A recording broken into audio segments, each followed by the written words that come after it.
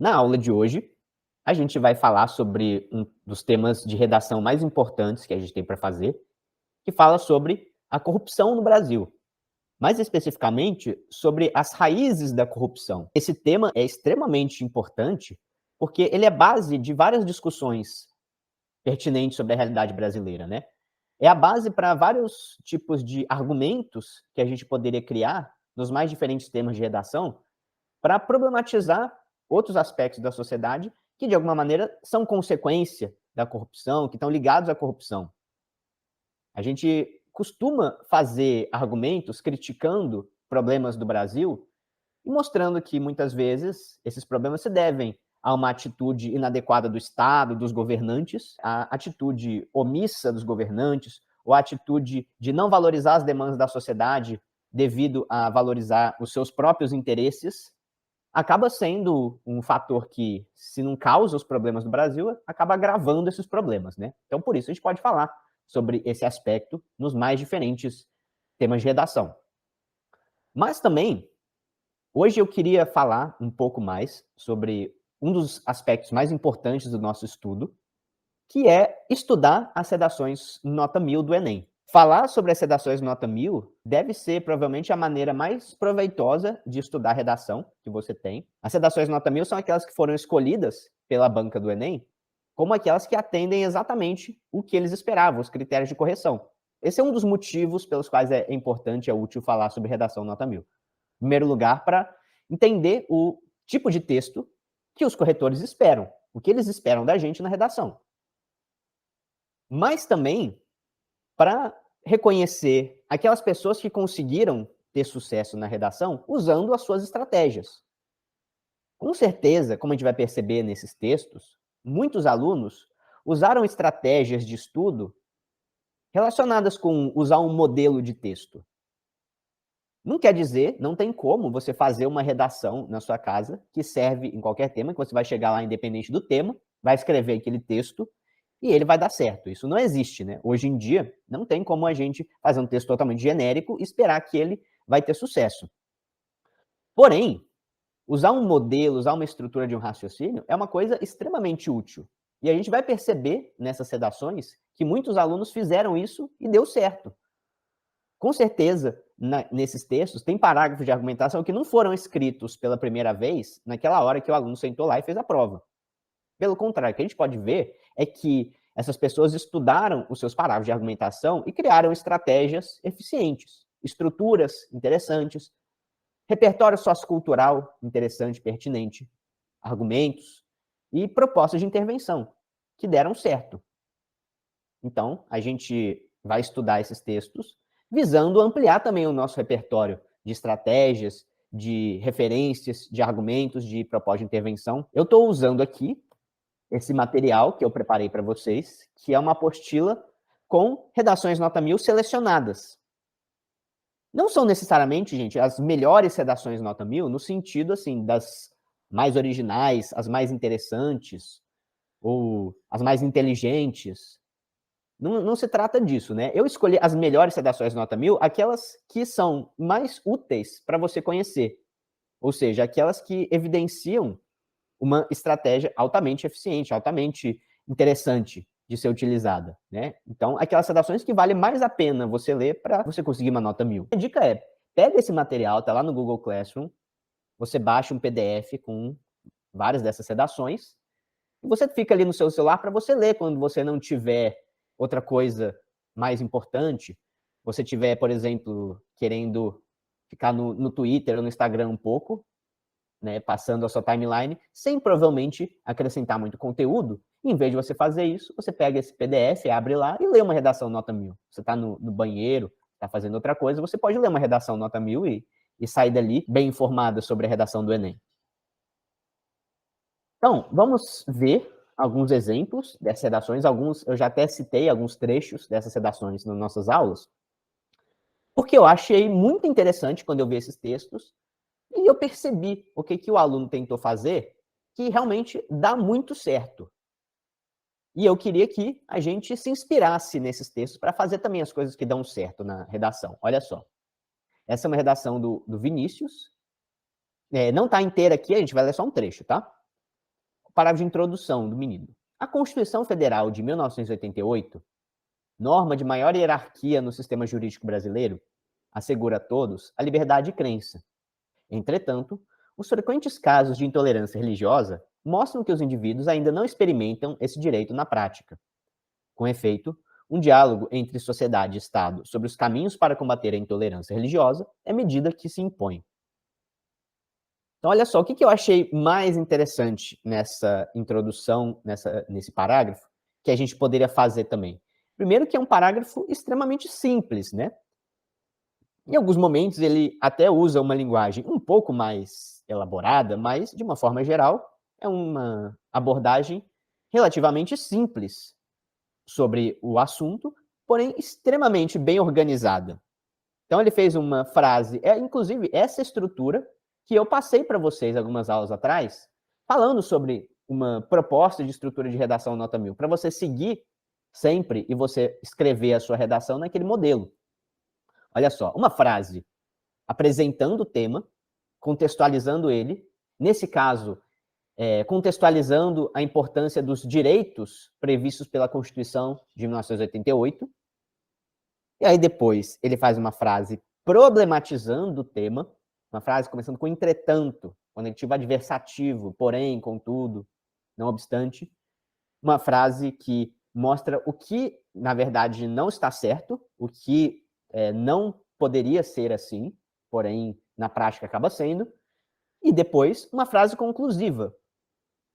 Inclusive, essa frase conclusiva, ela é basicamente uma frase naquele modelo que a gente citou. Portanto, são necessárias medidas para modificar essa realidade. A gente pode usar essa frase para terminar a nossa introdução praticamente sempre. Portanto, são necessárias medidas para mudar essa realidade. Só que a gente não vai escrever desse jeito, com essas palavras mais simples. Isso é para você lembrar, né, dessa frase. Mas a gente vai tentar, sempre que possível, dar uma floreada nessa frase, né? Dar uma melhorada na linguagem dela para que seja uma linguagem mais bacana. Então, nesse caso, como ele fez a frase, portanto, são necessárias medidas para mudar essa realidade. Em vez de portanto, ele usou com efeito. Um pouco mais chique, né? Conectivo conclusivo nesse caso. São necessárias medidas para mudar essa realidade? Ele falou, mais especificamente, um diálogo entre sociedade e Estado. Um diálogo entre o governo e a população, entre a sociedade civil e o Estado, né? Que são os agentes que quase sempre a gente vai citar que fazem parte das mudanças. E aí ele usa, mais especificamente, uma frase que é igualzinha à frase da proposta. O tema desse ano, dessa redação nota 1000, era os caminhos para combater a intolerância religiosa. Aí ele pegou igualzinho a frase do tema. Um diálogo entre sociedade e Estado sobre os caminhos para combater a intolerância religiosa. É como se fosse uma lacuninha aqui na estrutura dele, que ele preencheu com o tema, que era o tema que caiu. Em vez de dizer que é necessário essas medidas, são necessárias essas medidas, ele falou, é uma medida que se impõe. Mas por trás dessa frase está uma ideia simples e totalmente suficiente, totalmente adequada para a redação do Enem. É basicamente assim que a gente tem que fazer uma introdução, que a gente pode fazer uma introdução. A gente usa, inclusive, esse recurso, né? Ao introduzir o tema, a gente fala sobre a Constituição Brasileira de 1988, a Constituição Cidadã, que define os direitos sociais, aqueles que são os princípios básicos da democracia brasileira, os princípios básicos da cidadania. Porém, no entanto, entretanto, contudo, não obstante, na prática, a realidade não é aquela que se encontra prevista, garantida na Constituição. A realidade é que ainda falta garantir, consolidar aquele aspecto que está sendo citado naquele tema. Nesse caso aqui, a intolerância religiosa. Muito bem, então é uma estrutura relativamente simples e que funciona muito bem, afinal de contas, ele tirou nota 1000. Olha o parágrafo de argumentação. Em primeiro plano, é necessário que a sociedade não seja uma reprodução da casa colonial, como disserta Gilberto Freire em Casa Grande e Senzala. O autor ensina que a realidade do Brasil até o século XIX estava compactada no interior da Casa Grande, cuja religião era católica, e as demais crenças, sobretudo africanas, eram marginalizadas e se mantiveram vivas porque os negros lhes deram aparência cristã, conhecida hoje por sincretismo religioso. No entanto, não é razoável que ainda haja uma religião que subjugue as outras, o que deve, pois, ser repudiado em um Estado laico, a fim de que se combata a intolerância de crença. Olha isso. Ele usou repertório sociocultural, basicamente, né? Um repertório sociocultural, inclusive, que a gente já citou, e vamos citar mais, porque é um repertório muito pertinente para a argumentação do Enem, Gilberto Freire e Casagrande Senzala.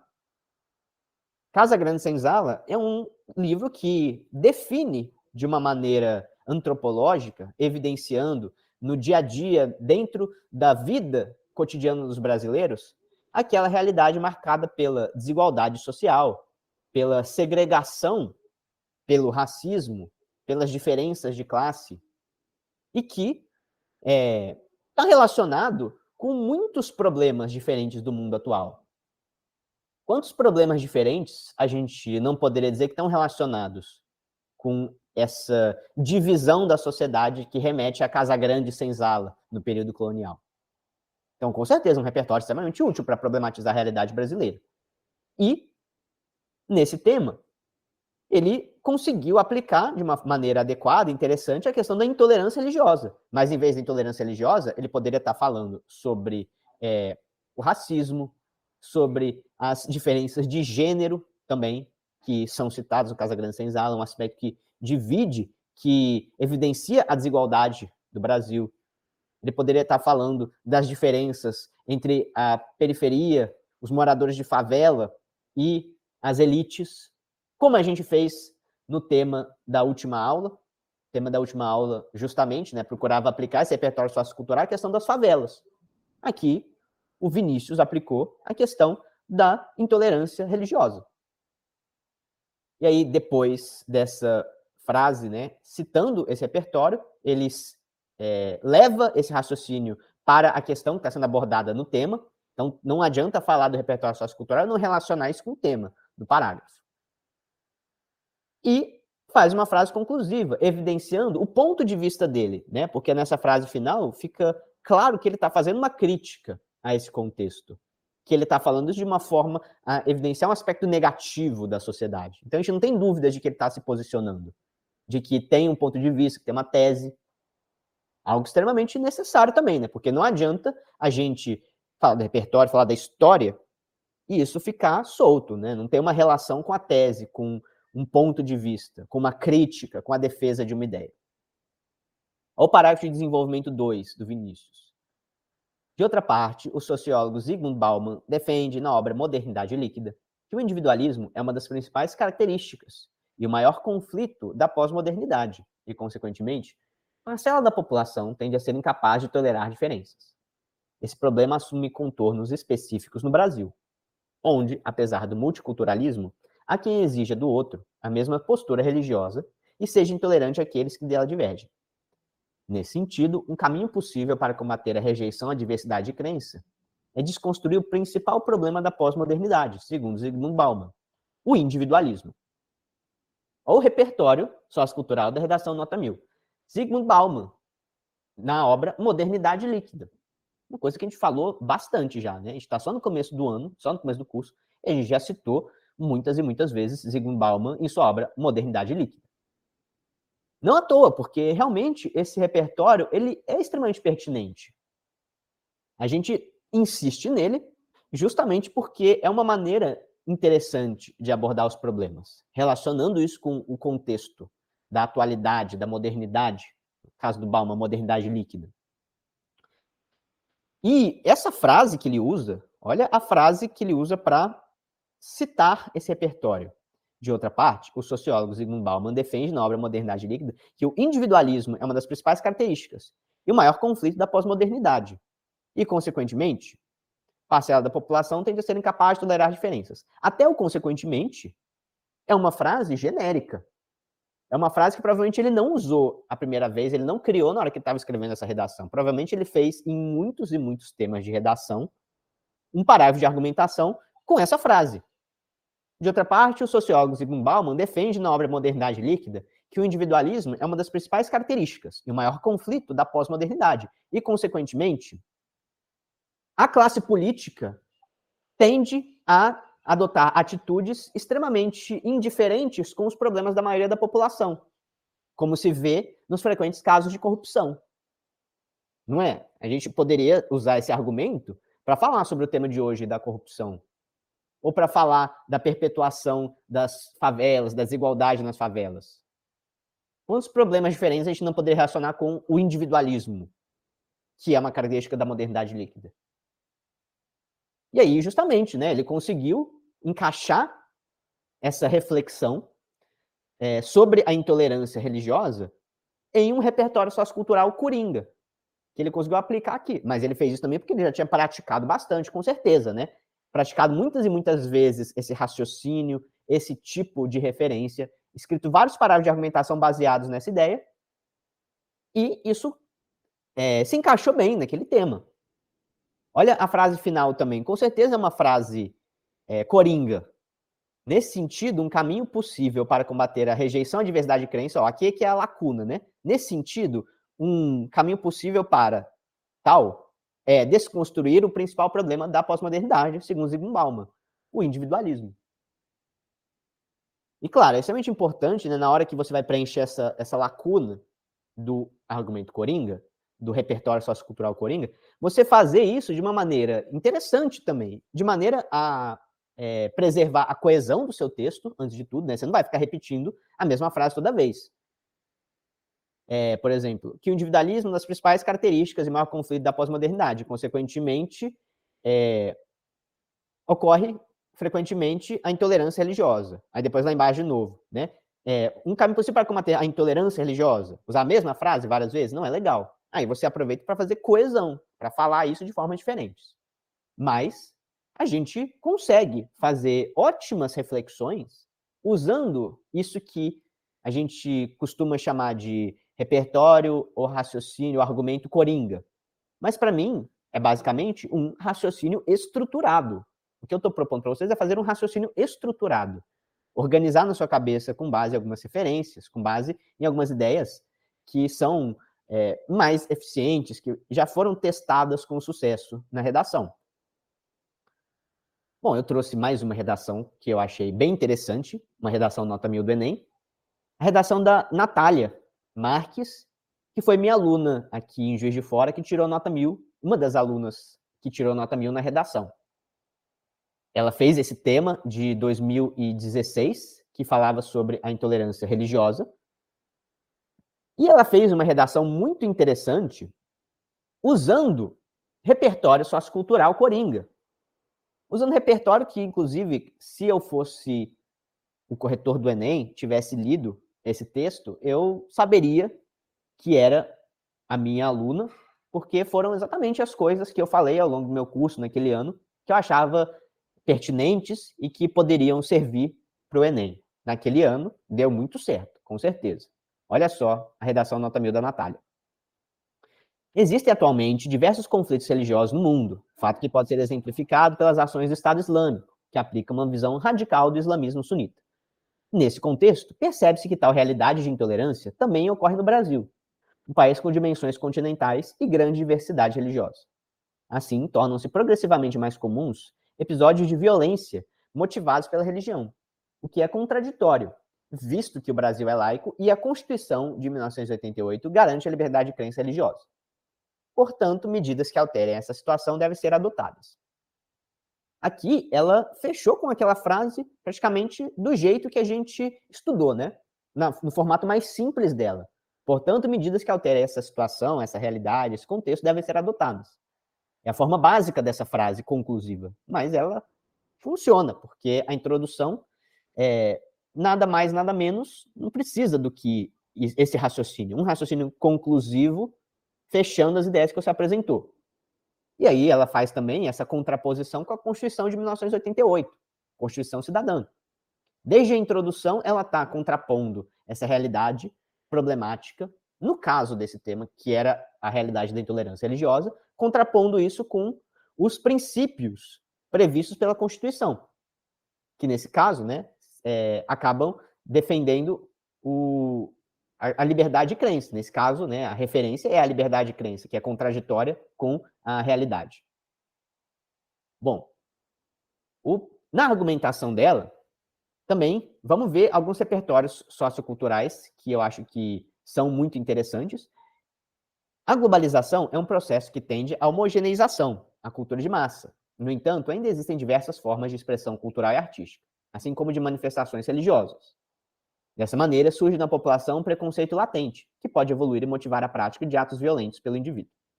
Tal situação pode ser considerada reflexo da visão etnocêntrica de parte da sociedade, que considera seus costumes e crenças superiores aos hábitos dos demais.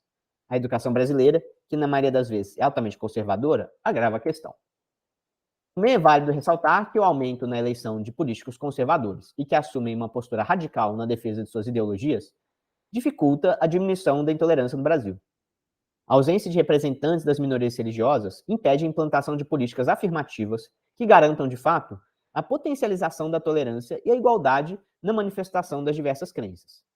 Como, segundo Marilena Chaui, a democracia baseada na igualdade, na liberdade e na participação, percebe-se que a não participação de toda a sociedade na política, aliada à frágil liberdade religiosa, impedem a existência de um regime democrático pleno no Brasil. Então, olha o repertório sociocultural da argumentação dela. Como, segundo Marilena Chaui, a democracia se assenta sobre 3 pilares: a liberdade, a igualdade e a participação. É uma ideia que eu sei que ela trouxe das nossas aulas que a gente discutiu. Inclusive porque esse repertório, essa citação, não está nos livros da Marilena Chaui. Pelo menos eu nunca vi ela falando dessa forma, né, com essas palavras, nos livros. Mas sim, foi algo que eu acompanhei nas aulas dela, assistindo quando eu fiz filosofia na USP, eu tive aula com a Marilena Chaui, aulas, né, muito memoráveis, inclusive. Ela tinha várias frases memoráveis, né, que marcaram, e uma delas foi essa, que a democracia ela se assenta sobre 3 pilares: a liberdade, a igualdade e a participação. É uma frase que remete assim às raízes gregas da democracia, né? Por isso que ela me marcou, ela é meio mnemônica. Porque os pilares da democracia, eu fico imaginando aqueles pilares gregos que tinha, né, no Pártenon, que provavelmente na Ágora, né, tinha vários prédios com aqueles pilares decorados no estilo grego. E aí os pilares da democracia, a gente poderia dizer que estão relacionados à preservação da igualdade, à liberdade e à participação. O que pode ser muito bem aplicado às mais diferentes situações. Afinal de contas, quantos problemas diferentes a gente não pode problematizar falando que falta, naquele caso, a questão da igualdade, ou que falta a liberdade, ou que falta a participação? Isso é uma definição da democracia que a gente poderia dizer, nesse contexto em que existe esse problema que está sendo discutido naquele tema, existe uma dificuldade de consolidar a democracia no Brasil. Isso impede a existência de um regime democrático no Brasil. Então é muito interessante a gente colocar como tese a garantia de uma democracia, a necessidade de mudar aquele cenário de forma a garantir a democracia. Isso é muito forte na argumentação, quando você consegue levar para esse lado. Muitas pessoas não pensam, não pensariam em relacionar a questão da intolerância religiosa com a democracia. Democracia, para muita gente, é só votar nas eleições, né? Mas, segundo Marilena Chaui, é mais do que isso. Então, um excelente repertório sociocultural.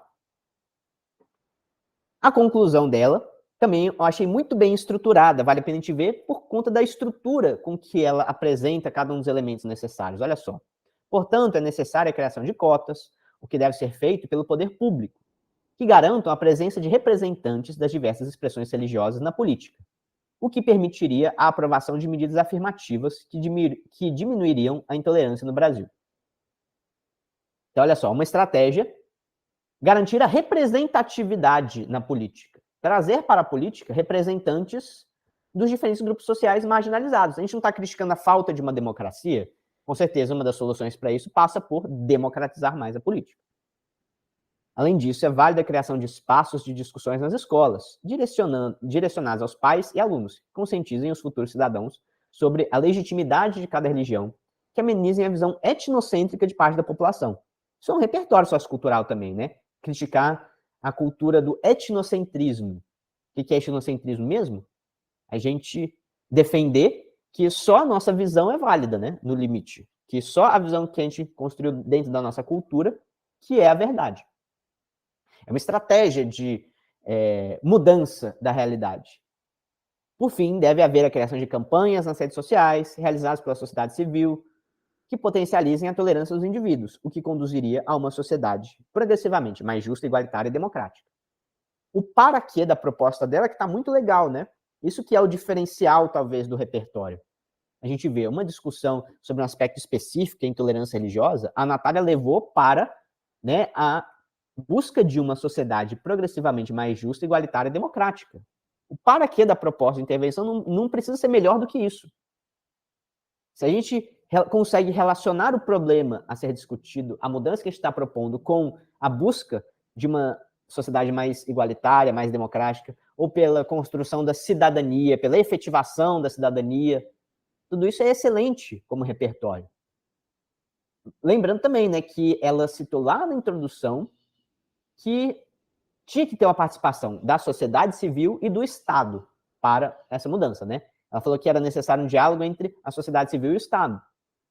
E aí ela fez uma proposta ressaltando o papel do Estado, principalmente através da busca da representatividade, e uma medida relacionada com a ação da sociedade civil, dos próprios cidadãos, de forma democrática.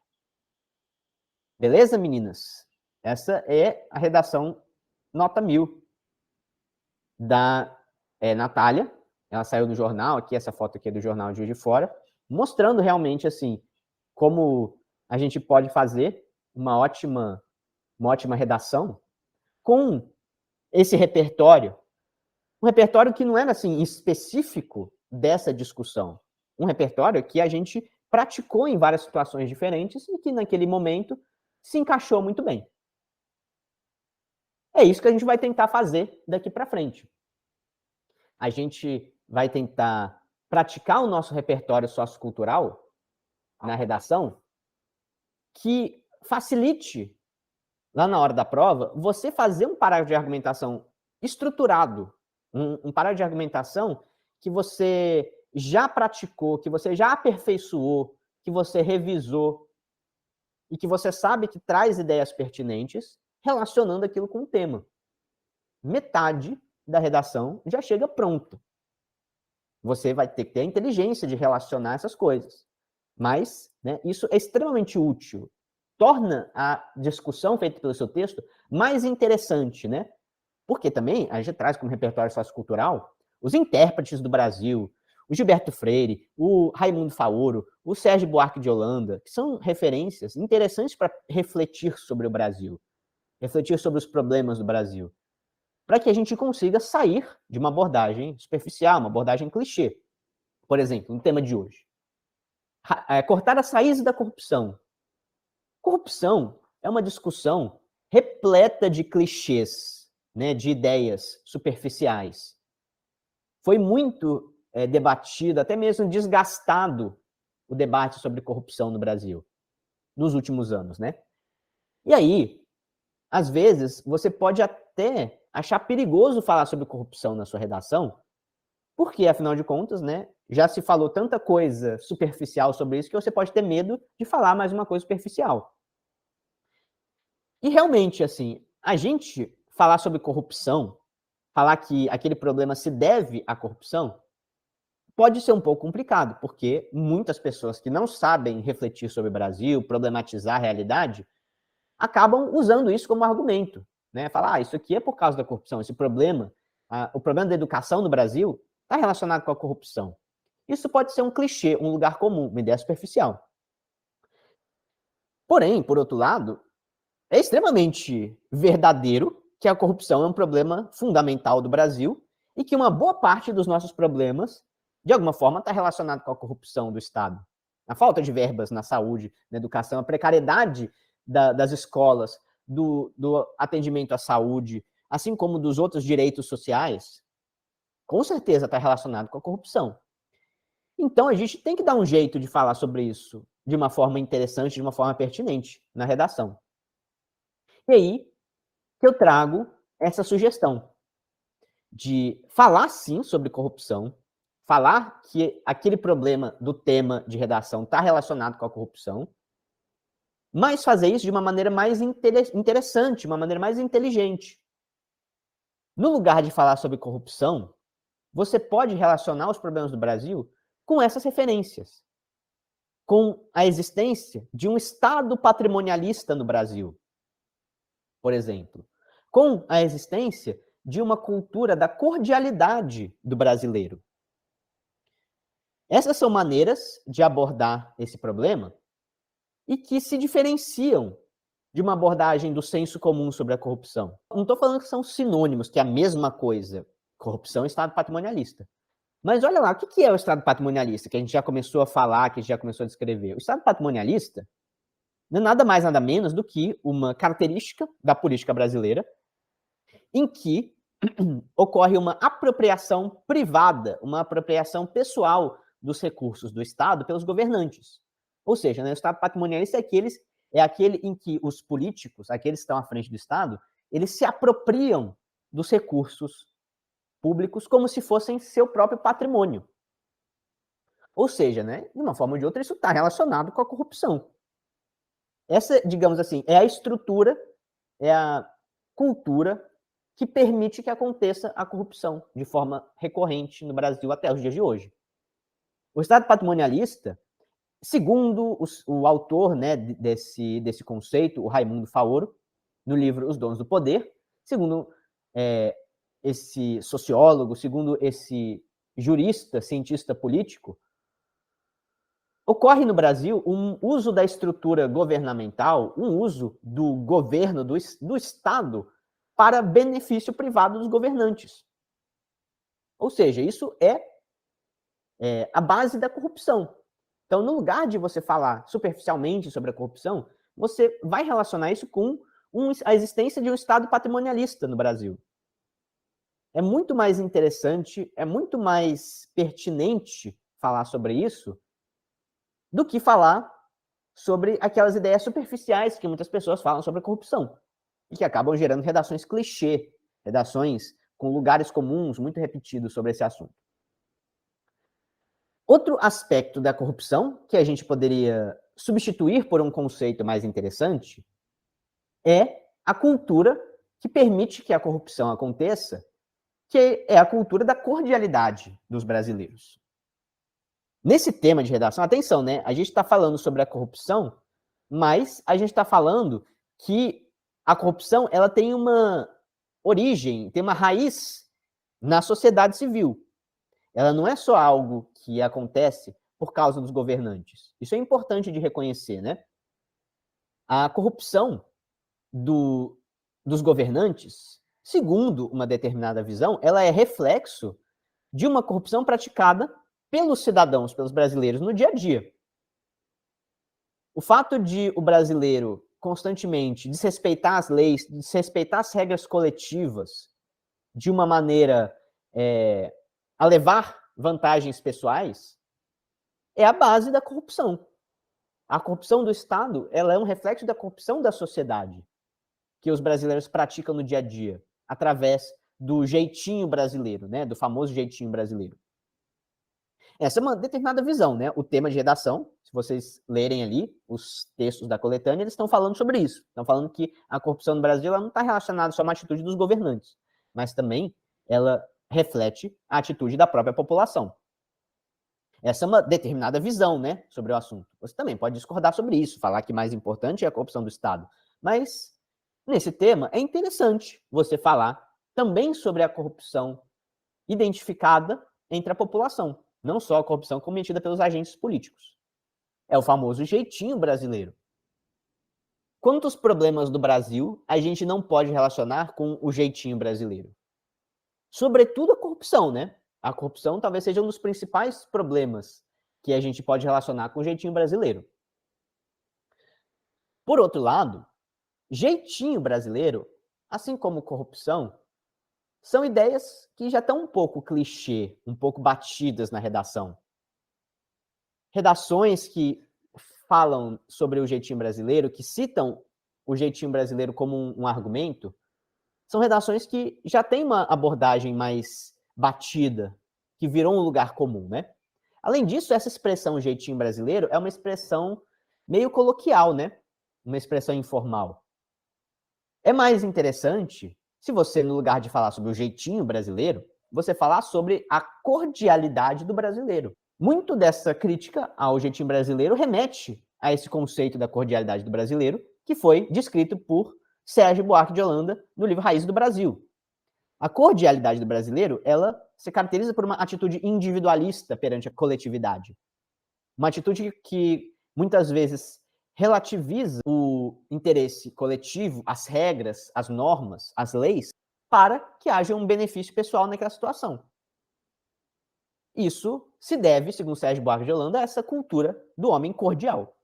Então é muito mais interessante falar sobre o Sérgio Buarque de Holanda em Raízes do Brasil, que descreve o homem cordial, do que falar sobre o jeitinho brasileiro, né? É uma sugestão você utilizar esse repertório sociocultural para falar de uma maneira mais interessante sobre esse conceito tão importante.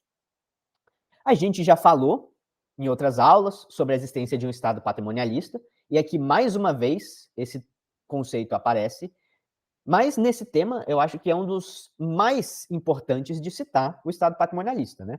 É um dos principais temas em que é possível citar a existência de um Estado patrimonialista é para falar da corrupção. São praticamente sinônimos.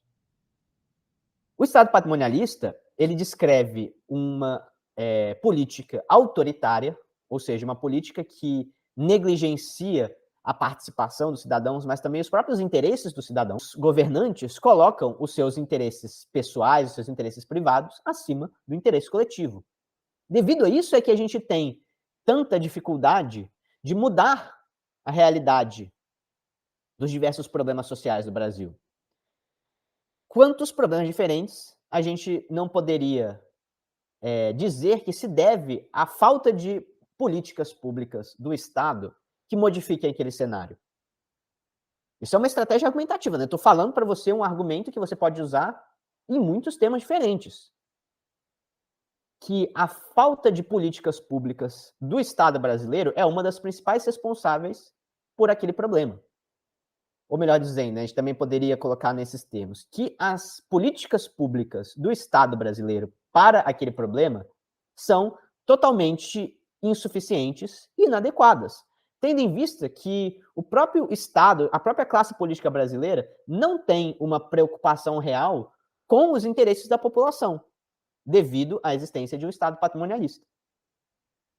Pois no Estado patrimonialista, herança do período colonial brasileiro, o Estado é utilizado exclusivamente para favorecer as famílias dos políticos, os negócios privados dos governantes. E dessa forma, como consequência disso, existe um prejuízo à democracia, um prejuízo à cidadania, um prejuízo à representatividade da população. Portanto, né, é um repertório que a gente poderia muito bem utilizar nesse tema para praticar e para aprimorar. Para que no final do ano chegue a redação do Enem, você já praticou parágrafo de argumentação criticando a existência de um Estado patrimonialista como uma causa daquele problema ou como um fator que agrava aquele problema, né? Se não for a causa, com certeza piora a situação. Se aquele problema não é por causa da negligência do governo, com certeza a negligência do governo piora a situação. Então você vai poder falar do mesmo jeito sobre a existência do Estado patrimonialista. O outro aspecto, nesse tema, a gente poderia fazer um segundo parágrafo de argumentação, falando que não é só a atitude inadequada dos governantes que favorecem exclusivamente seus interesses privados a única causa da persistência da corrupção no Brasil.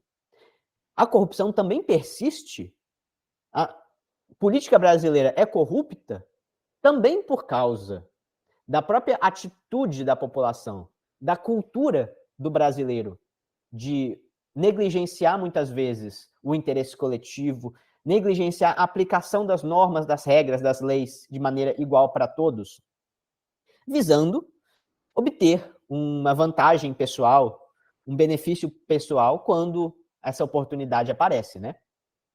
E essa cultura, ela tem uma relação com o jeitinho brasileiro, né? Uma cultura, um traço da nossa personalidade, o jeitinho brasileiro, essa expressão ela carrega essa ideia de que isso é um traço da nossa personalidade, que o brasileiro é desse jeito, que isso nos define, né?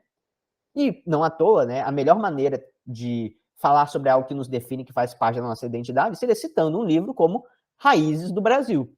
Raízes do Brasil, de Sérgio Buarque de Holanda, mostra justamente isso, as raízes do brasileiro, da cultura do brasileiro, da política no Brasil. E em Raiz do Brasil, uma obra muito extensa, né? É difícil de resumir toda a complexidade, toda a riqueza da análise do Sérgio Buarque de Holanda, também conhecido como pai do Chico Buarque. Essas discussões, às vezes, podem parecer difíceis. Então, a gente está tentando simplificar algumas ideias importantes, principalmente essa da cordialidade, porque é uma das ideias mais famosas. Esse livro ele é muito importante para o Brasil. A gente deveria conhecer melhor. E nesse livro, ele está, basicamente, analisando a nossa identidade sociocultural, relacionando isso com o processo de formação histórico do Brasil. E, durante essa formação, criou-se, em um determinado momento, um país com uma cultura fortemente rural, interiorana, com uma mentalidade conservadora, autoritária, e um grande poder político e social concentrado, né? Essa cultura do homem cordial, tipicamente, faz parte daquela cultura do coronel, do senhor de engenho, do grande proprietário de terra. O Sérgio Buarque de Holanda fala que o homem cordial é aquele que coloca em primeiro lugar as suas relações pessoais, as suas relações familiares, por interesse, né? São relações de interesse, mas são relações que ele coloca à frente da racionalidade, das leis, né, do cumprimento das normas coletivas. Então, a tendência é sempre dar um jeito de favorecer as suas relações pessoais e burlar as regras coletivas, né, colocando os seus interesses pessoais acima dos interesses coletivos. É um reflexo do jeitinho brasileiro. Porém, de uma maneira mais interessante, né, de uma maneira mais bem colocada, mais aprofundada do que simplesmente falar do jeitinho brasileiro. E a consequência dessa cordialidade é o desprezo pela igualdade, o desprezo por esse que é um dos pilares da democracia, né, a dificuldade de estabelecer uma cultura mais racional, mais democrática, mais republicana no Brasil. E a consequência disso é um enraizamento da corrupção na cultura. A corrupção da política passa a se tornar um aspecto crônico enraizado na sociedade. Ou seja, né, esse é um repertório que é extremamente aplicável nesse tema e que você pode pensar em praticar dessa vez, visando criar um parágrafo de argumentação que pode ser extremamente útil para você em outros momentos também. Afinal de contas, quantos problemas diferentes do Brasil a gente não poderia relacionar com isso, com o jeitinho brasileiro? Mas a partir de agora, você não vai mais falar do jeitinho brasileiro na redação. Você vai tentar falar da cordialidade do brasileiro. Uma última lembrança que eu queria fazer de repertório sociocultural seria essa ideia do Antônio Cândido, do professor Antônio Cândido, que nós já vimos em outros momentos da aula, que eu acho extremamente interessante porque tem uma relação com a literatura brasileira, né? O Antônio Cândido era um crítico literário. O Antônio Cândido diz que essa cultura do brasileiro, essa cultura de procurar levar vantagem individual, relativizando muitas vezes as leis, as regras, é o que a gente poderia falar que faz parte de uma cultura da malandragem no Brasil. A figura, o personagem, né, até um personagem literário, que melhor representa essa cultura que a gente está criticando nesse contexto, é a cultura do malandro. O Antônio Cândido mostra que a malandragem do povo, ela está relacionada, muitas vezes, com a necessidade de superar as dificuldades típicas da desigualdade social no Brasil.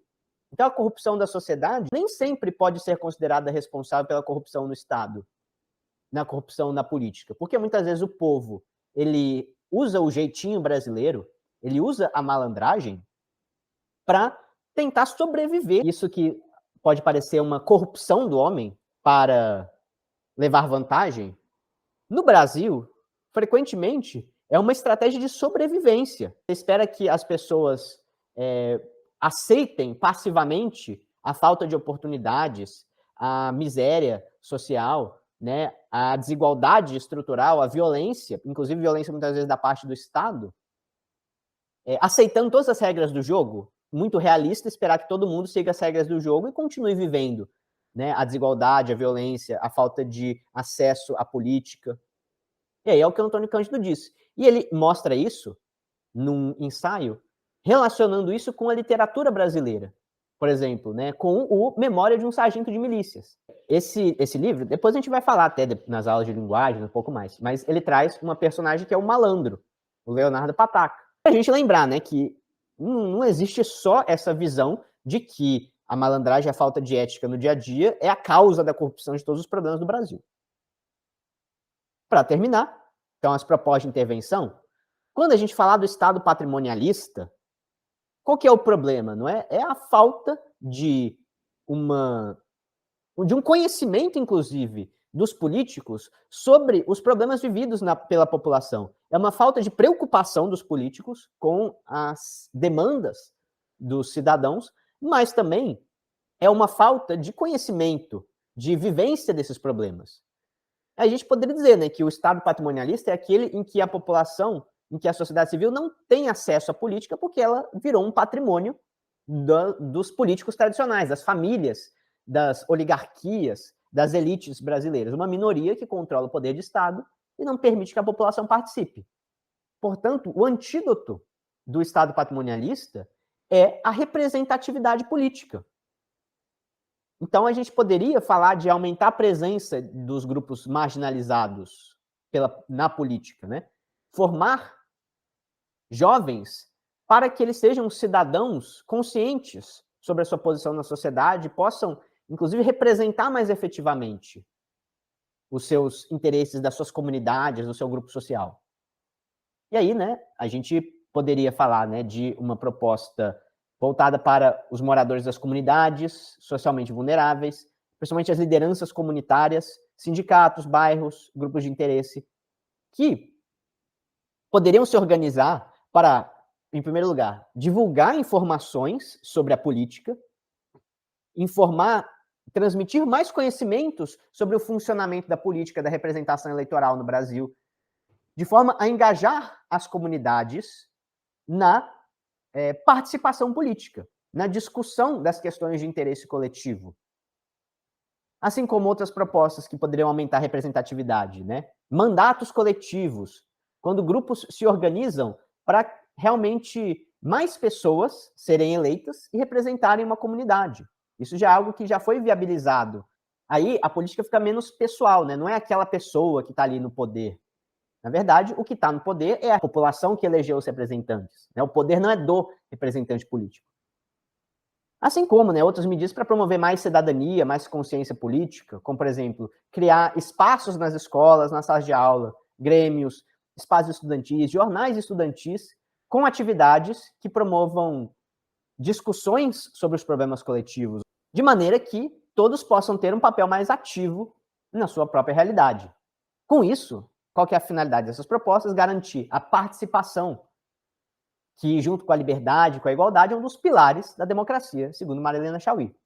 Combater essa mentalidade do brasileiro cordial, que favorece o individual acima do coletivo, o privado, o interesse privado acima do interesse da maioria da população, de modo a garantir a cidadania, de modo a garantir que todos possam ser representados pela política, e não mais uma política que só reflete os interesses de uma minoria.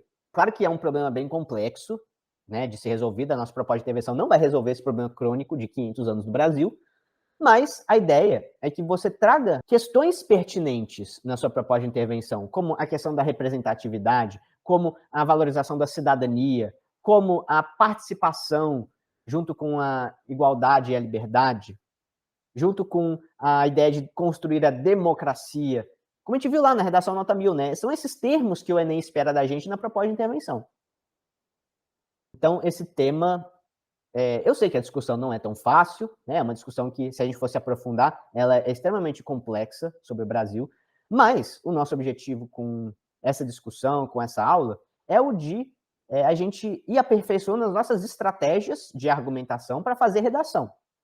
Né? Não é visando esgotar um tema, o debate infinito sobre esse assunto que é a corrupção, né? Mas sim a gente estudar uma maneira eficiente de construir os nossos argumentos na redação.